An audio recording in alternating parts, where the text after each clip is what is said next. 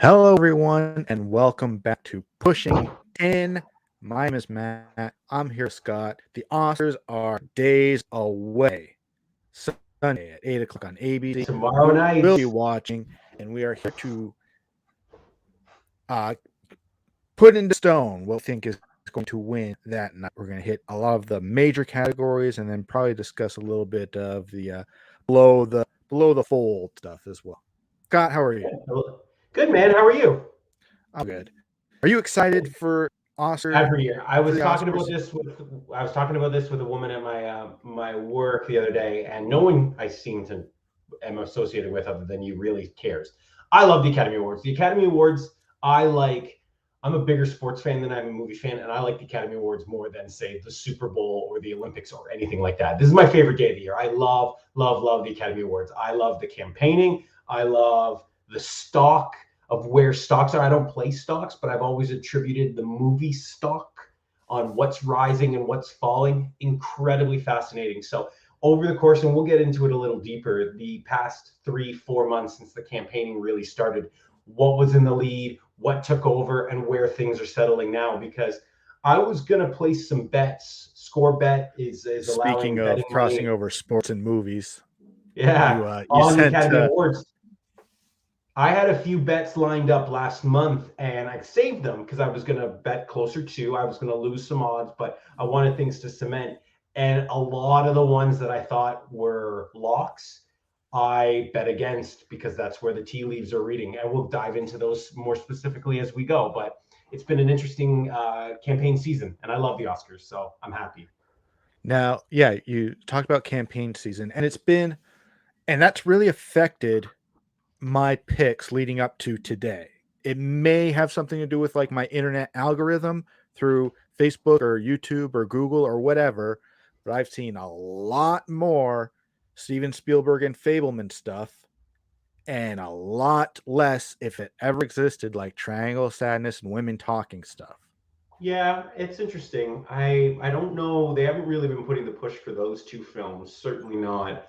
But Fablemans has been all over the map. That's such a fascinating movie, and we talked about it last year. That's the one thing that I like that we've been doing this consistently every year, and I like looking forward to next year. And maybe we can preview that on Monday's recap show, next year's predictions. But I like that last year we were talking. I think we might have coined Fablemans as a front runner, and it was at one point, and now we shall see. But something we'll get into. Yeah. Where do you want to start? Which Whatever you want. category? If you want to start, you want to start at the lessers and work our way up. I'm looking at a Wikipedia list that starts. If you want to start at the bottom, we can kind of go through. The first one there is visual effects on Wiki. We can work our way up. Visual effects. Let's just remind a couple of people like the top nominees of the year, Everything Everywhere All at Once got 11 nominations, All Quiet on the Western Front and Banshees of Inisherin tied in second place there for 9, and they moved down from there. So we'll probably be talking about, at least I know on my list, Everything Everywhere All at Once will make a few appearances, and not so It's much for surging. this guy. I But listen to a lot of podcasts leading up to this too, and that's what I tell Matt is I get a lot of my knowledge from gut feeling, and I get a lot from the tea leaves. I listen to Matt Bellamy in The Town. He's a prognosticator located right in Los Angeles. He had actual Academy Award voters kind of talking about the way that they voted. The one guy disclosed that he voted for Kate Blanchett for lead actress. We'll get to that down the road. There's obviously 8,000-9,000 people that vote on top of him, but that's interesting. So a guy like him, where he's going, I kind of go with, and that's just a movie that's been a juggernaut the last 2 months, like Golden Globes, BAFTA, SAGs, DGAs. That movie is just steamrolling, unlike anything I've seen in the last 10 to 15 years. it's true. But what we know from the Oscars is that it could all change. We've had years where we're like, this is a lock for sure, and it kind of went the other way. Sure. But we'll kick things off, sure, with best visual effects. The nominees are All Quiet on the Western Front, Avatar: The Way of Water, The Batman, Black Panther: Wakanda Forever, and Top Gun: Maverick. For this one, I'd have to say it's Avatar.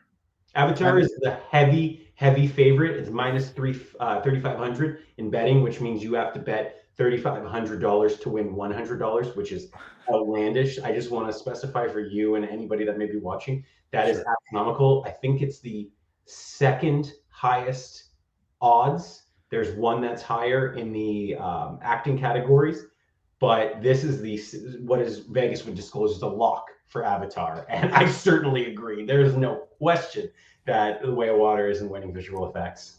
Now down the road, like these Avatar movies, this is not the last one by far, and I'm hoping that it gets a little bit more recognition, as far as higher category. This is the second one to be nominated I don't for think Best Picture, I think if and there was, yeah, I think it's always going to be a diminishing returns with the franchise, especially now that's coming out. I think you look at the first one, probably got about, let's say, 8 nominations. That's just speculation in 2008. But this year, I think there's the 2 nominations. And again, that's on reputation. I'd be very interested to see if it still has enough of a reputation to get the Best Picture nomination in 2 years for the third one. I highly doubt it. I think it's going to nestle in a visual effects campaign for the rest of its tenure as a franchise. sure. Again, I don't foresee how 3 could come back and get like 6 nominations and all this. Like I think it's always going to be diminishing returns. And it's similar to Star Wars in the exact same way. A New Hope, Yeah, in exactly. '77 got Yep. 7 Oscar nominations, walked away with 3 in the technical awards, and each movie afterwards had fewer and fewer. They Yep. always seem to win at least one from the original trilogy, but yeah, fewer and fewer. But then I'm thinking of like Lord of the Rings, where Fellowship got a nice healthy number of like 7, I think. Two Towers got far fewer, but then Return of the King came and swept Yeah. with all 11. I know. Do we live in a society where like the final saga is as important as that was at the time? I know that's very interesting. I got won 11 Academy Awards. There's 3 films that have done that, and I think of that quite a bit. But no, you're right. That's more interesting. But I think that was more because it was a definitive closing chapter of something that was undoable. And Cameron kind of already opened his franchise with undoable. So Sure. it's going to be tough for, and even then, we live in a society where if Cameron comes in 2034 and he's like, this is the last Avatar film, we're like, yeah, until the next one, until you pass and Disney picks the corpse back up and does Avatar 7 in 5D. And the Lord of the Rings films were all shot at the same time. It's Yeah, essentially it's one exactly, movie yeah. cut into 3 parts, and they were Yeah. certainly awarding that, the achievement for all 3 movies while saying, yes, it's one. We're off to a great start though, Matthew. We're talking about Lord of the Rings and everything everywhere all at once. Awesome for Let's me. go. Okay. I'm super happy with our decisions. Best film editing. The nominees are Banshees of Inisherin, Elvis, Everything Everywhere All at Once, Tar, and Top Gun Maverick. As far as Tar is concerned, except for like the one scene where it was a single shot for like how long was that scene? Like 8 minutes, Yeah, probably the scene where something like she's that. I talking don't to her class. remember a huge, editing achievement when it comes to Tar. My vote here is going to be, it's probably going to be the first of many, but Everything Everywhere All at Once. Yeah, this and Top Gun are the 2 very close in betting odds, which surprised me. I think Everything Everywhere All at Once definitively will win film editing. Is that movie is unfollowable as a story. So credit where credit's due on the editing of like this multiverse story and intercutting and scenes cutting over and overlapping and lots of stuff going on that kind of brings it to a coherent story for some and allows it to be followed. So I'm surprised that it's that close, but I think Everything Everywhere walks away with this. So congratulations, Paul Rogers. Moving on. Best costume design. The nominees are Babylon, Black Panther Wakanda Forever, Elvis, Everything Everywhere All at Once, and Mrs. Harris Goes to Paris. Now, I think, yeah, I saw 4 of the 5. I didn't see Mrs. Harris Goes to Paris. I don't know if you've I did not. had the pleasure. No, I didn't. I didn't get around to that one, but I don't think I needed to. A couple of previous winners, Ruth Carter, who won for the first Black Panther movie, and Catherine Martin, who is one for she's married to Baz Luhrmann. She's costume Cool. designed and I think is the production designer for most, if not all, of his movies. So she's Awesome. nominated for like 3 awards tonight, and I think she's going to walk away with Elvis.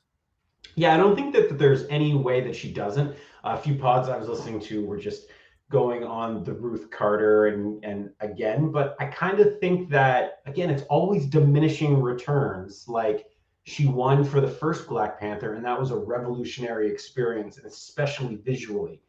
And then Wakanda Forever, aside from like the underwater costumes and things like that, it's relatively the same film. Like there's a lot of Wakanda and a lot of the same costumes and a lot of vibrant stuff. But Catherine Martin has the task of, and this is what the Oscars like, recreating a ton of iconic costumes. Like there, and Elvis is one of the most top 5 fashion icons of all time. Yeah. And she's like the black leather at the comeback special and the white suit with the cravat. It's like that's stuff that even if you don't follow Elvis, you know. So I think that this is another slam dunk in the costume design in this category. So I think she walks away with it as well. Elvis for best costume design. We'll move up to makeup and hairstyling. The nominees are All Quiet on the Western Front, The Batman, Black Panther Wakanda Forever, Elvis, and The Whale. A bit of a tougher category Yeah. here. There's certainly, give me your thoughts. Well, I'll I finish just this kind of one. lumped this in the same thing. I find that it's between Elvis and the Whale. I think the Whale might turn a few people off with the makeup just a touch because I don't know. The movie didn't get. Maybe here's the thing: the movie itself, The Whale, didn't get the Best Picture acclaim that Elvis did. So that's where I lean on my tiebreaker. You know what I mean? Where a lot of people were turned off by the film itself, and the makeup in that is great. It's a lot of CGI as well too to create the look of Brendan Fraser. So I'm lumping this in with costumes and makeup and hairstyling for Elvis as well too. So I that's my pick is for makeup and hairstyling is Elvis. I think you're right. Looking back, you have to, replicate the Yeah. uh, exciting hair And or whatever word you might want you to know the use other of thing Elvis too, and Priscilla, especially. the end of Elvis is unbelievable when they recreate the Elvis at the piano Yeah. doing Unchained Medley, and that probably is enough to tip the scales in his favor, and that's all makeup and hairstyling for Austin Butler there, and the way that it's cut and cut against real footage, that's probably enough to be able to deliver it home for Elvis. So that's 2 for Elvis. Elvis is in the lead. And I don't think it'll be the last time as we move on. It appears here in Best Cinematography. The nominees are All Quiet on the Western Front, Bardo, False Chronicle of a Handful of Truths, Elvis, Empire of Light, and Tar. Now, this I think is a little bit closer for Tar from what Would be from what great. I remember. I really liked the way Tar looked. Yeah, of course, very nice. Like the sets, wide landscape, the New York apartment, the conduction studios, the classrooms. It's great. I'm going to go with All Quiet on the Western Front. I think that's another movie that's been surging. It's a heavy betting favorite as well too. Sometimes I'm persuaded by that. I do just think that this is Netflix who is dying for all the Oscar love and club that they can get. They don't have a heavy hitter like they did last year with Power of the Dog, but they do have All Quiet on the Western Front. I do think ultimately, maybe we're tipping, I think it's a top 3 picture contender, but I don't think it really has a chance. So I think it's this, and I think it's foreign language that they're really going to put their effort behind. I think it being on Netflix helps. It was always accessible. It's a remake of a film that won Best Picture. So my pick here is for All Quiet on the Western Front. Is it the best of them? Probably not. But again, it's a classic war film motif. We know that the Oscars really like it. Don't think it's going to be rewarded on the major awards. So I Mhm. think it's going to win the stuff here. Yeah, I remember that was a lot of outdoor shooting, a lot of wide vistas, and looked very good. Yeah. Moving on to Best Production Design. We come back to All Quiet on the Western Front as one of the nominees, as well as Avatar: The Way of Water, Babylon, Elvis and the Fablemans. This, oh man, I would like to give Babylon something. I didn't love the movie, but I like it. I thought it should have got a couple of more nominations, especially in a category we'll talk about in a second. But production design, Avatar, I mean, that's all done in the computer, isn't it? Yeah, I Are we guess giving it's that like to a green guy at a screen and draft? water tanks and stuff, but it's definitely, yeah. I'm giving it to Babylon, man. I thought this was easy for me. Yeah, Okay. by far. I think this is easy. I think this is Hollywood doing a Hollywood film. I think a lot of the message of it is that when you really dive into Babylon, it kind of makes sense it's not an honor for the picture because it's Chazelle saying Hollywood's a terrible place. Hollywood is a soul crushing place. Hollywood's awful. But the production design, doesn't it look amazing? And It, people in Hollywood are going to it be like, hell yeah, Hollywood looks amazing. Here's your Oscar for saying Hollywood looks amazing. So I think the production design of it, the houses, Pitt's house, the party, the sets itself, the streets, I think that stuff is going to really hit home and hit home hard with viewers. So I have Babylon etched pretty confidently for production. I think you're right. I'm always reminded of that first day of shooting set out in the desert where they're shooting like Yeah, exactly. seven Holy shit. Yeah. movies at once, and Yeah. every small set is right next to each other. Yeah. And That then the scene alone was perfect.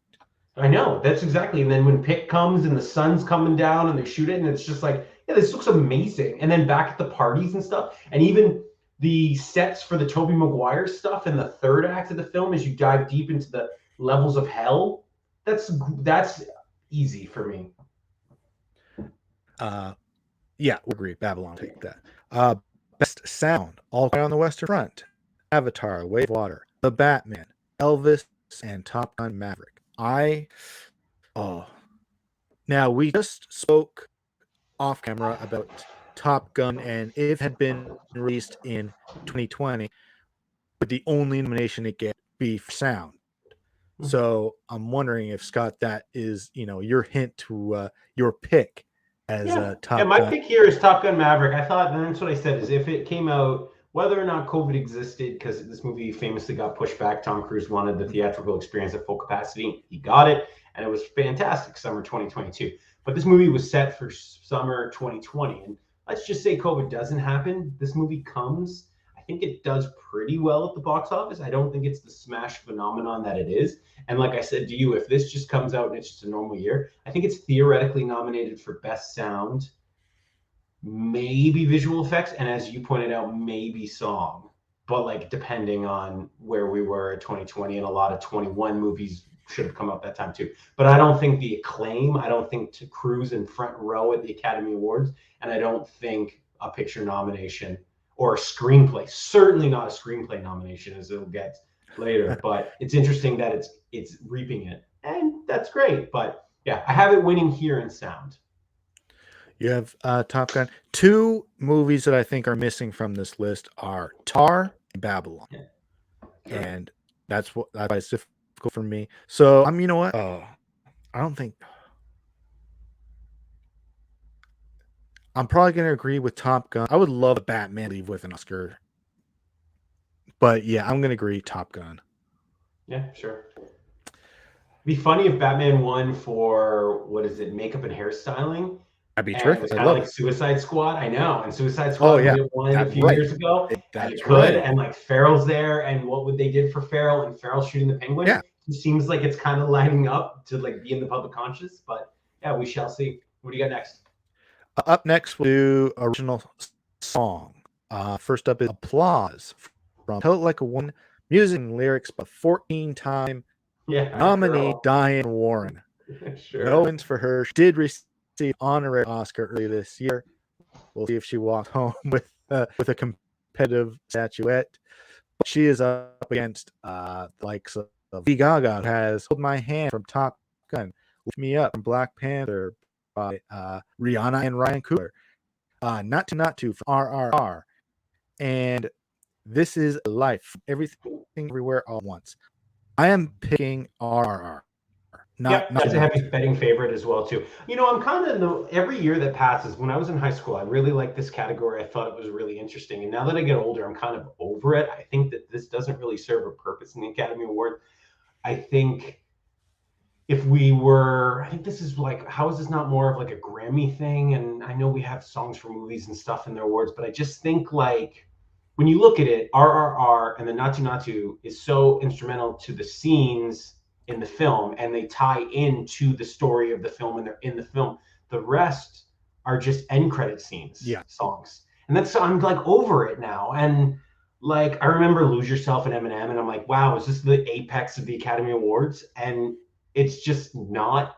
And it's just kind of, I don't know, it's just so plain now. So you get the performances and they never know what to do with them. 2020 they put them all on before, would intercut with the red carpet. Sometimes they put just them on all at once, and sometimes they spread them through the night, and it's just kind of lame. So I think Natu Natu has a clear and away advantage because it's so instrumental to the scenes and the plot and the film itself, and the other ones are just end credit iTunes music. It's true. Now, will now Rihanna's come off of the Super Bowl. She's still kind of, and she, while at the Super Bowl, she uh, announced she was pregnant. Do you think the people at the Academy kind of want that same ratings bump? If people are going to think she's going to be performing, Yeah, that's for sure. So to have her win, I think it's probably the same like Billie Eilish when it's like we want her on our stage. And yeah, she walks maybe. away I think just they'll get it, as but a I think Academy musical Award thing. voters are still just going to go with RRR. But I want Well, to say too, and I've specified this to you, "Lift Me Up" isn't even Rihanna's best song off that Black Panther soundtrack. The yeah, song after it is "Born Again," and I think "Born Again" is 100 times better. I think "Lift Me Up" is a snooze of a song. I think it's so boring. I think "Born Again" is 100 times better. Obviously, this is the first song that plays over the credits, so thus they think it's more important. But "Born Again" is definitively a better song than "Lift Me Up." and I would like to say similarly about Natu Natu. It's a big dance number in like, the middle of the movie, but throughout the movie, there's another song about the two main characters and their friendships, and it's full and it's sung, as part of the score in the background like 5 times, and in my Sure. opinion, is a better song. Yeah. Yeah, so that's how it goes. That's why it's like this. I'm over this category. I would way rather see this category get eliminated.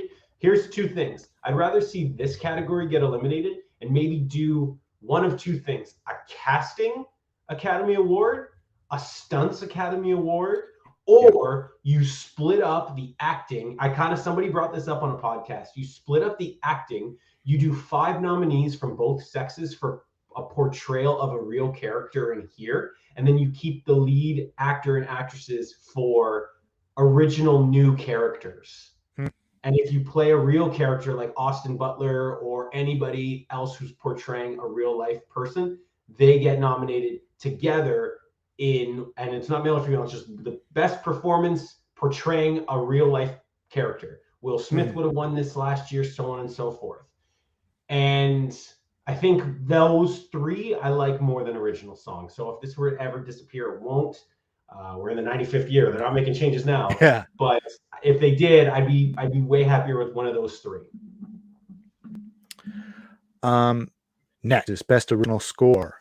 The nominees are All Quiet on Western Front by Volker Brittman, Babylon by Just Horowitz, The Banshees of Inisherin, Carter Burwell, Everything Everywhere All at Once by Son Lu, and The Fablemans from John Williams in what is his 53rd nomination, making him the most nominated person of all time, living for sure. I think Walt Disney still have more. For this, I really liked All Quiet on Western Front.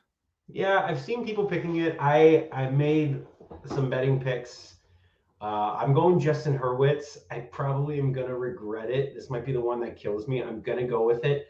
It's won the Golden Globe. He won a few others as well too. I think he split with All Quiet and a few other awards. I'm not quite sure at this time on this particular one, but I see some people with that. I could see it be realistically any of the five to varying degrees. I think the score is so important to Babylon, but the two things that hurt it is there's so much. It's so long. It's like playing throughout the whole film. And so voters might be like, wow, this is just a lot of score. Plus, it's very, very, very similar to his La La Land score, for which he won an Academy Award for. So it's very similar to that. And it's different, of course, because Babylon's a different movie than that, but they're both movies with that kind of retro feel. So you can't help it. But I don't know. I picked Hurwitz. I'm going to go with Hurwitz, but it probably could be All Quiet on the Western Front. Any thought on just giving it to John Williams? That'd be great. And I thought that's where we were going with the just give it to the Fablemans crew.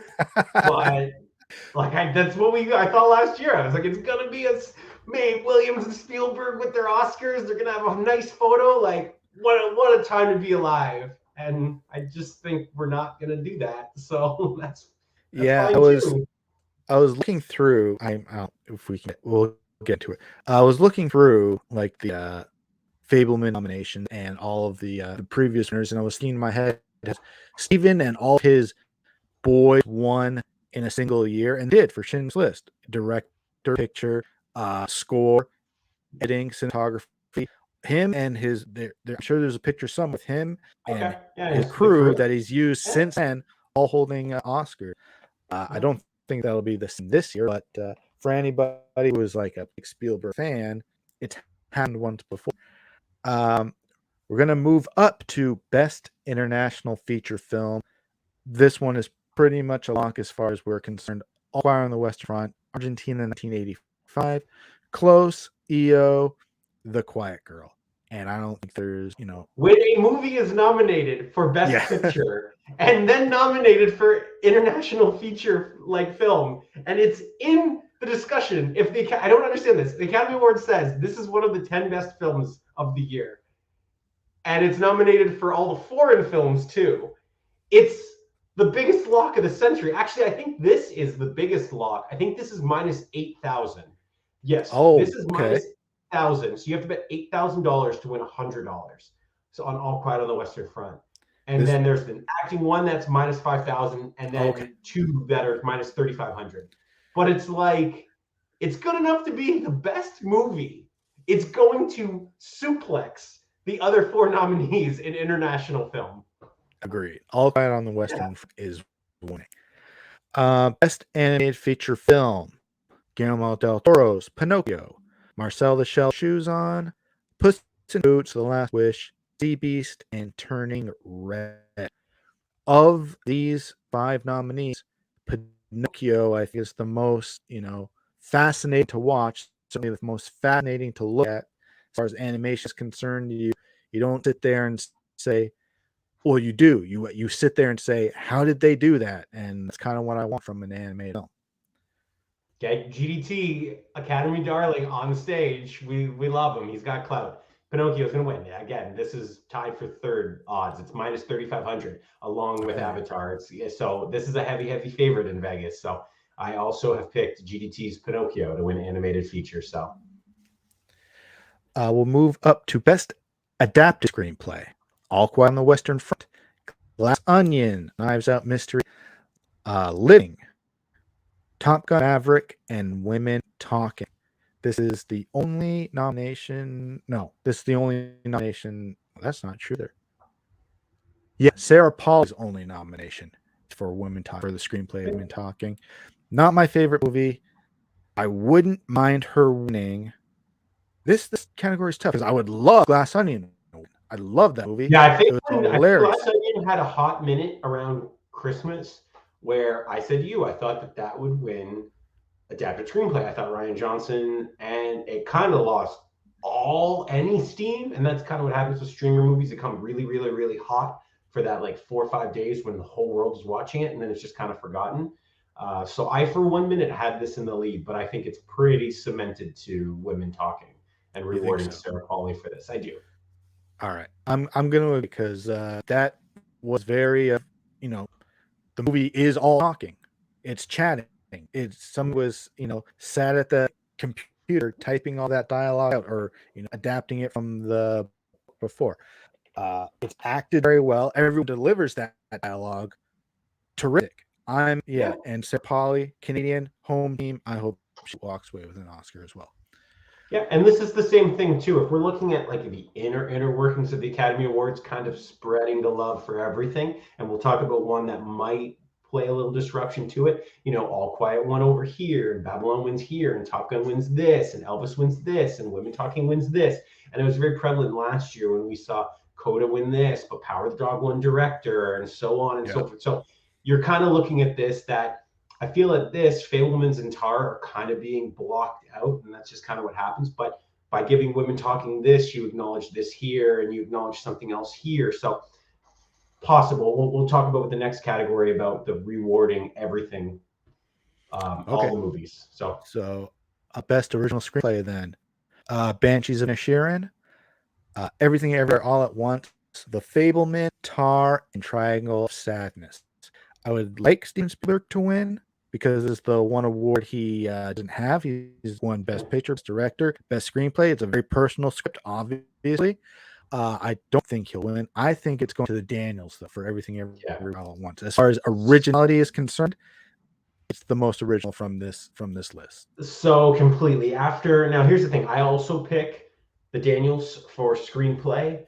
If we're rewarding everything, and if depending, it could be the Oscars where Everything Everywhere All at Once wins everything, and it's a powerhouse, or it's like every other year where we kind of split them.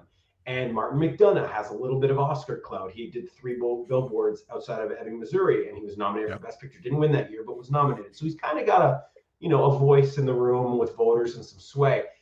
This did win the Golden Globe. It had a lot of steam in January. Originally, when the odds for the nominees for this first leaked, I was starting to put it as a heavy favorite for a lot of stuff. I faded Banshees on pretty much everything, but this was one that if we're rewarding, Banshees could win this. But I, like you, am putting my money on an Everything Everywhere mega train steamrolling all competition. So that's where my pick goes.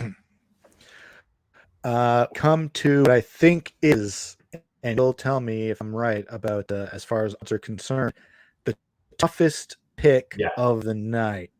Best Supporting Actress. I want to hear yours. Angela Bassett for Black Panther Wakanda Forever.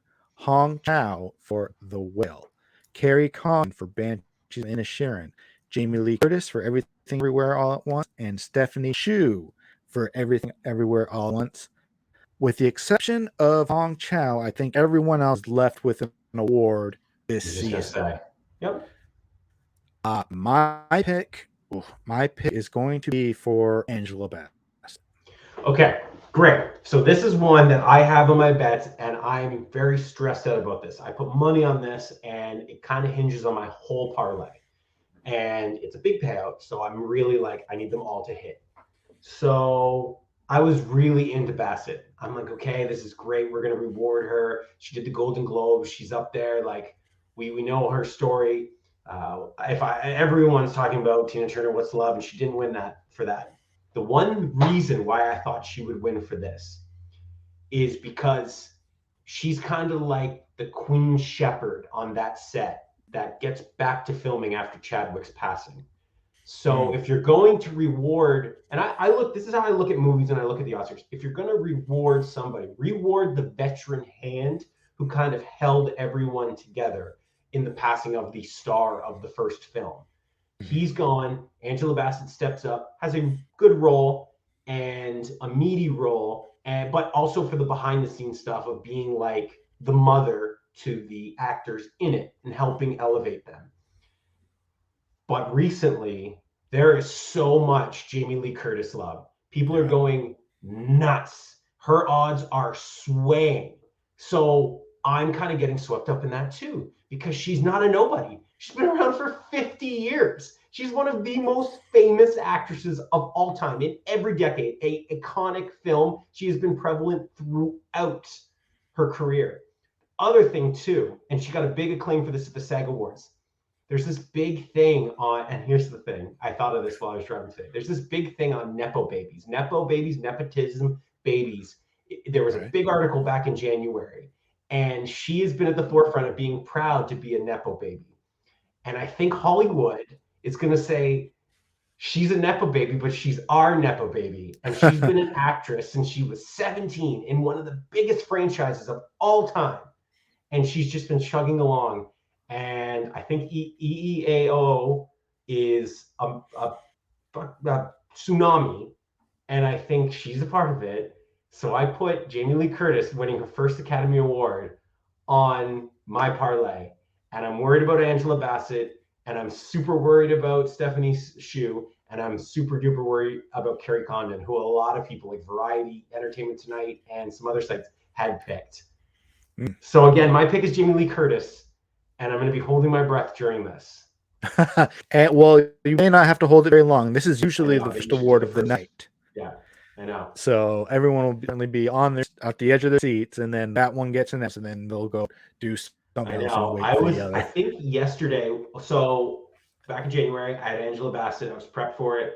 I think I started to like pencil in some betting on today's Friday or Thursday, Saturday, Friday, so like Wednesday.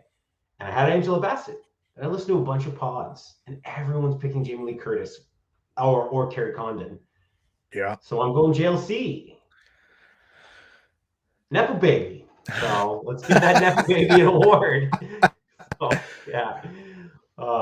Supporting actor. You want to talk about pulling your hair out? Here's another category. Not for me. The best supporting actor, Brendan Gleeson for Bench of Inisherin, Brian Tyree Henry for Causeway, Judd Hirsch for The Fabelmans. Oh yeah, he was in that movie. Barry Keoghan for Benches of Inisherin, and Ke Quan for Everything Everywhere All at Once. I think he's only, and I have to double check because I don't know exactly what those categories are. He's lost one award this whole year. Ke Quan, supporting act, Everything Everywhere All at Once. If he doesn't win, I will put foot through my television. It'd be worse than when Stallone lost for Creed. I actually wasn't surprised. I was bummed at that year, but I wasn't really surprised. And again, we can really litigate that later. But when Mark Rylance won, I went, oh yeah, that makes sense. It's a very theater guy, and I get it. And Stallone had the supermodel wife and the Ferraris, and I mean, they were probably like, let's reward this guy. He came here in a Honda Civic. I get it. Ke Quan is the lock of the night, along with Avatar and stuff. This, I think he's minus 5,000 or 8,000 odds. So this is the one I was alluding to. I was joking about pulling your hair out. This is the absolute lock at the night.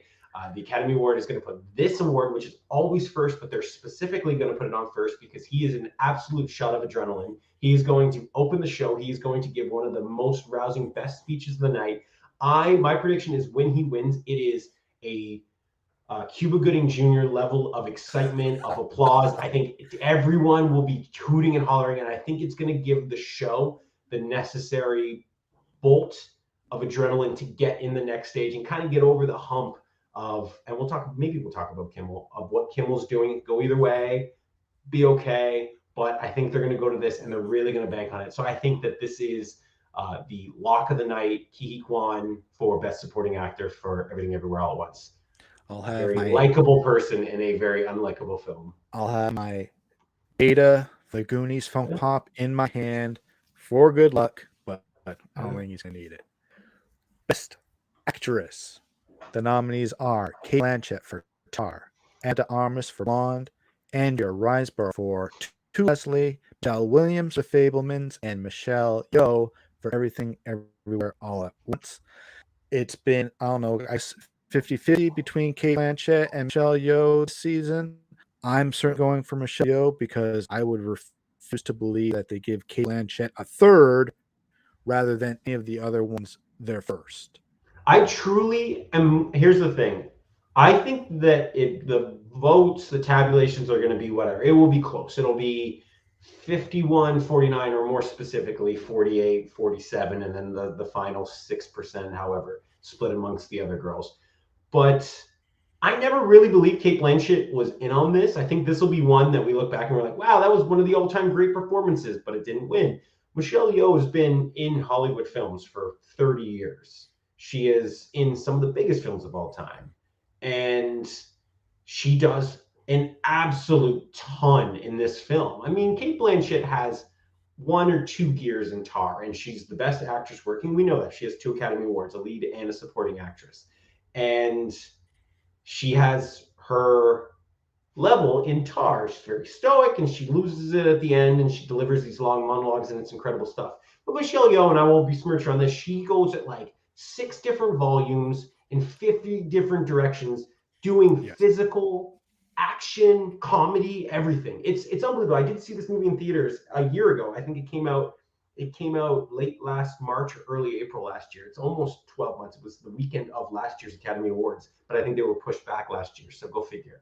But I remember seeing it being like, well, I wouldn't be mad if Michelle Yeoh won lead actress because she's a big deal, Bond franchise, all sorts of movies, Crouching Tiger. But with her performance, she does everything expected in a film. So, and like we said, if you're looking at the Oscars, it's tailor-made right there. Kate Blanchett has not really been campaigning. Michelle Yeoh really is. We want to reward the film tonight. We want to reward Asian culture. It's just tough to give the white woman her third Oscar and not the immigrant actress pioneer her first. So I again agree with you. I think I have Yeoh on my ticket. I think that this is going to be close, but I think it's again as close to a slam dunk as I could say without it being a slam dunk for Michelle Yeoh winning. Move on then. Best actor in a leading role.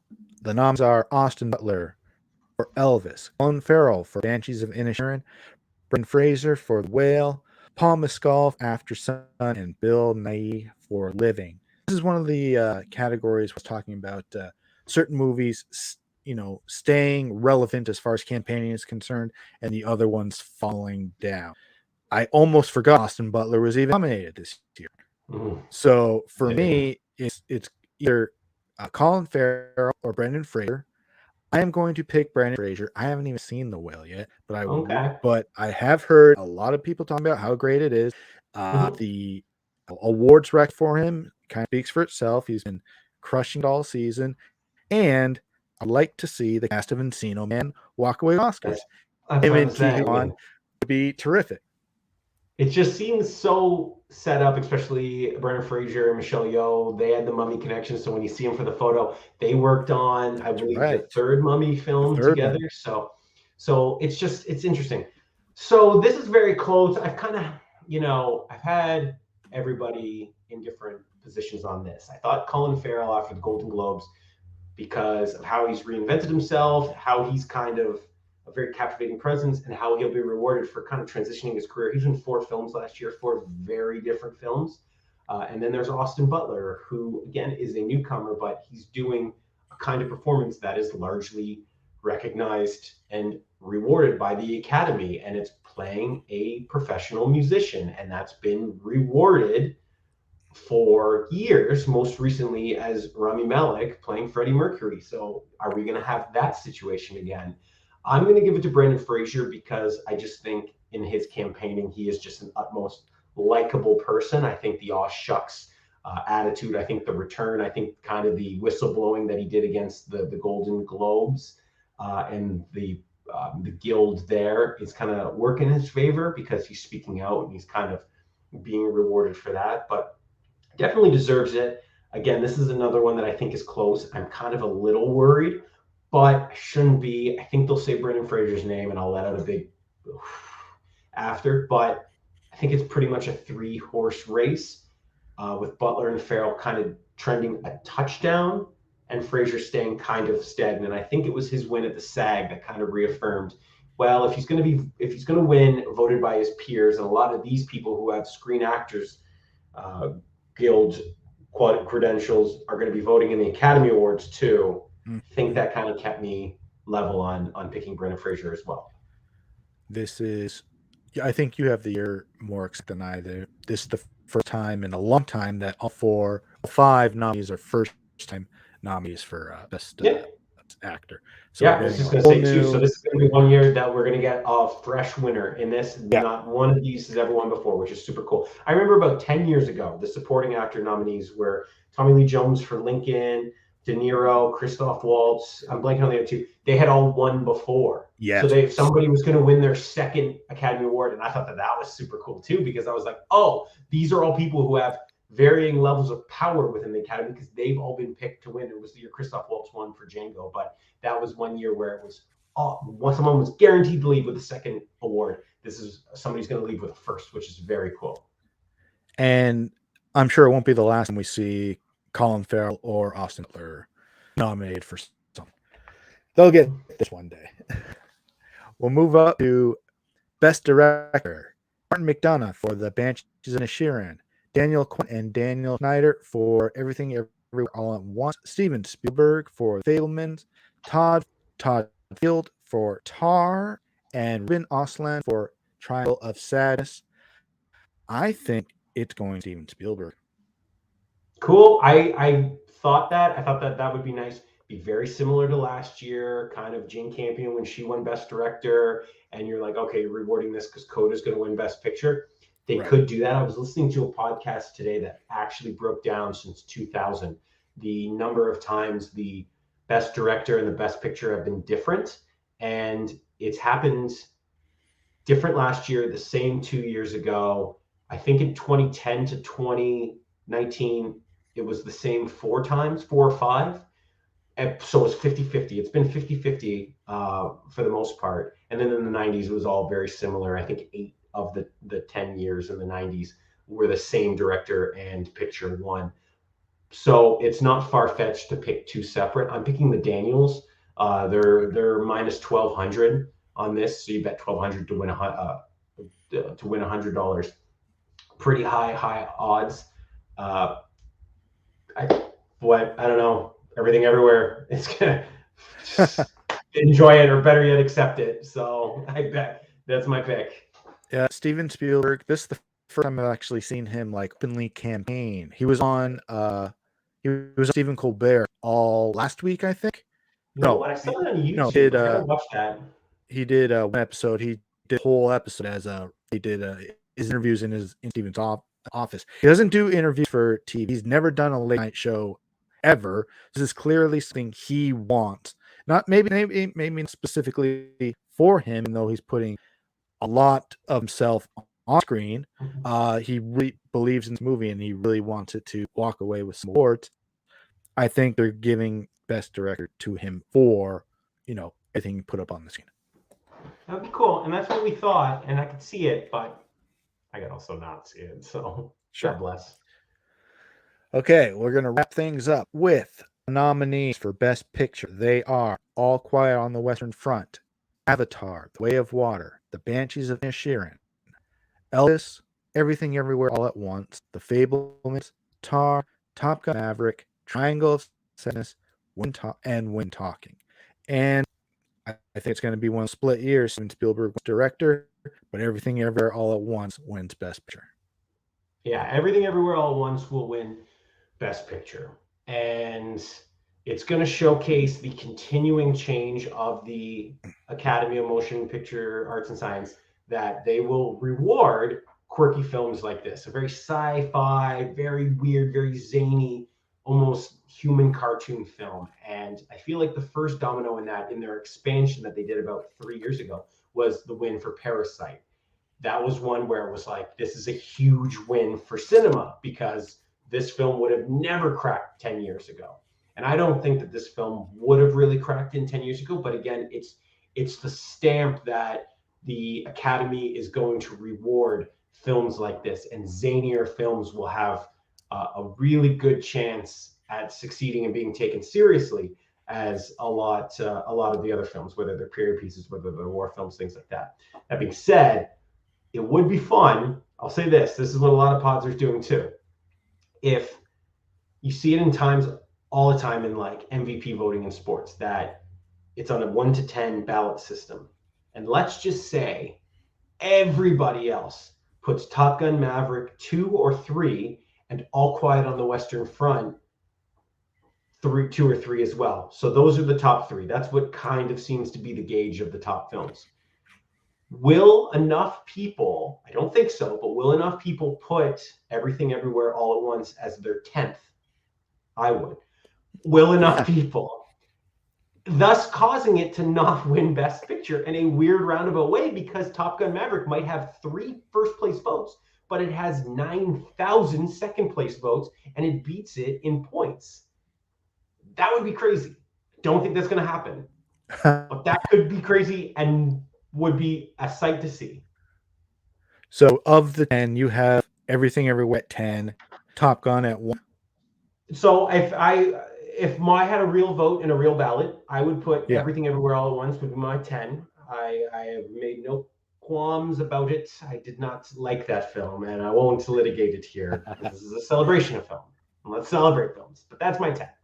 My 9 would be Women Talking.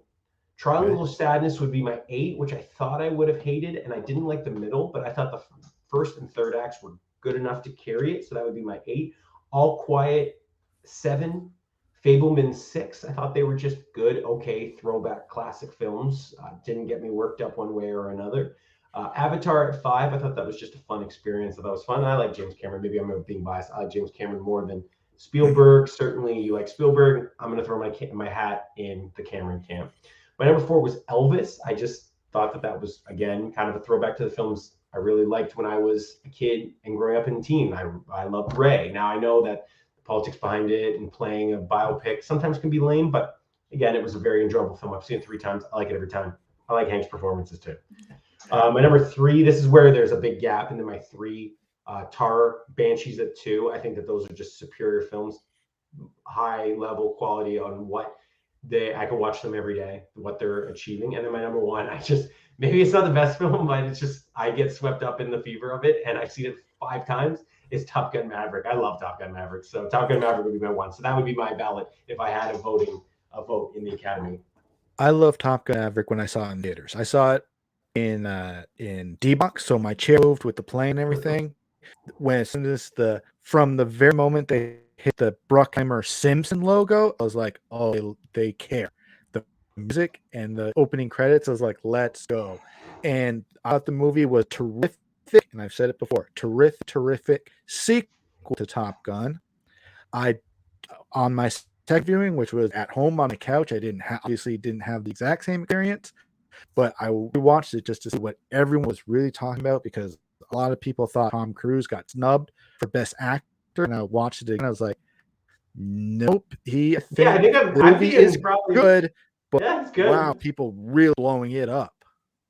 Yeah, I know. I agree. I probably should realistically have it 3rd above Elvis, to be honest, and Banshees and Tar.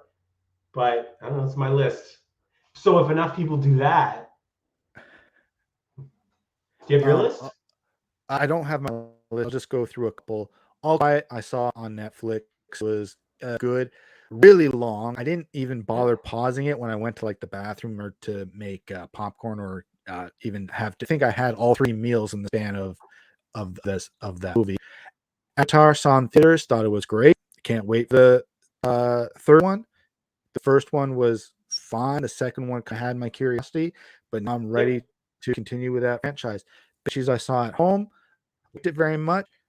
Humorous what needed to be, dramatic when it had to be, and I thought, Mike McDonough's movies are, very much those kinds of films. Elvis also saw at home, thought performances were great, but except for Tom Hanks, maybe. He's good in it. I don't understand. I'm baffled. I think he's like good in it. I like him in it. I don't think we have the character's exactly the same. What do you want him to talk like? I don't think we have time to check out the Razzie nominations. Colonel Tom Barker had a weird Austrian accent. Everything Everywhere All at Once. When I saw that, Abe was next to me. When we left the theater, I texted you from the car, and I said, this could have, at least 8 nominations. It got 11. So I was really happy about all of that. The Fablemans, I'm a Spielberg mark. Everyone knows that. But as this movie was approaching, I know his career and his life so well. Nothing surprised me. Performances were okay. Michelle Williams is in the wrong category for sure. But it was fine. It just came in the mail the other day because I'm a Cool. Spielberg fan. I guess that's symbolic for That's I Tar feel like was the Rocket is surprising. Dragon's Tooth. That's a really bad sign. Tar was the surprising like for me though. When I saw that, I was again disappointed I didn't get a sound nomination, but I thought of the remaining movies here, that one surprised me the most as far as how much I liked. And I said, terrific theater experience. Triangle of Sadness, bored out of my mind when I See, watched I thought that the movie. first act was fantastic. I kind of wish they just did the whole first act and like the weird, quirky stuff. I thought the second act, I was like, I'm kind of over this. And then the third act, I thought was like a really interesting Lord of the Flies style thing.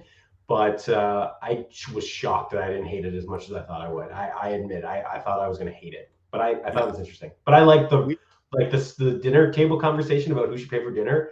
Oh my God, hook that to my veins. I wanted that to be the whole movie. I thought that was incredible. see. Yeah, we watched the trailer just before the movie started, and it had glowing reviews or a wake up call for the super rich. And as the movie went on, we were like, "Where's this wake up call?" Me and my girlfriend, we were bored out of our minds watching that movie. Mhm. Women Talking was on theaters. Very good, very powerful. Um, not rewatchable, is what I'm going to say about that. So Cool. Well, that's great. those are our predictions. Everyone at Yeah. home, let us know what you think about who is going to win uh, on Sunday for the Academy Awards here. Sunday night at 8 on ABC in States and CTV here in Canada. Check your local listings for when these drop. We are very excited to see if our picks make it to the podium and to say their speeches. Scott, do you have any closing messages for No, anything that's it. I we got didn't talk about? no, that's it. We've been here for an hour. We'll let the good people go home. I was gonna say we'll maybe talk off camera on our expectations for Kimmel and some presenting and stuff, but I think it'll be good. Montages will always be fun. I love it all, man. It's my favorite night of the year. Literally, this and the ESPYS, and the ESPYS are nowhere near as good as the Academy Awards, but I just love monologues and montages and musical numbers and whatever else. Like I love it. I'm can't wait to watch. I'm going to watch it. I love fashion. Like man, it's my favorite night of the year, no question. And I agree. I don't know if we have the same opinion over more montages, less presenters bantering at the podium for a minute with unfunny humor. I mute the TV before they come out. When presenters come out and they have to say that written banter to each other, I hit mute. Let's see the nominations and the winners and show me 95 years of film history in montage. That's my treat for the Academy Award Sure. presentations.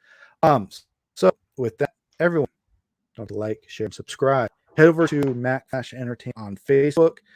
Scott and the rest of the guys, including once in a while, like to post our picks for certain drafts there. It gets conversations going for sure. Scott, thank you again for another exciting award season. We'll be back definitely next year around Golden Yeah. Globe time. Certainly when the Academy Awards. We'll be back Do Monday. Monday. We'll Talking do about the Monday. recap. We'll get our reactions to what happens at the Oscars at night. So with that, Scott, thanks again. We'll see everybody. We'll see everybody then. See ya.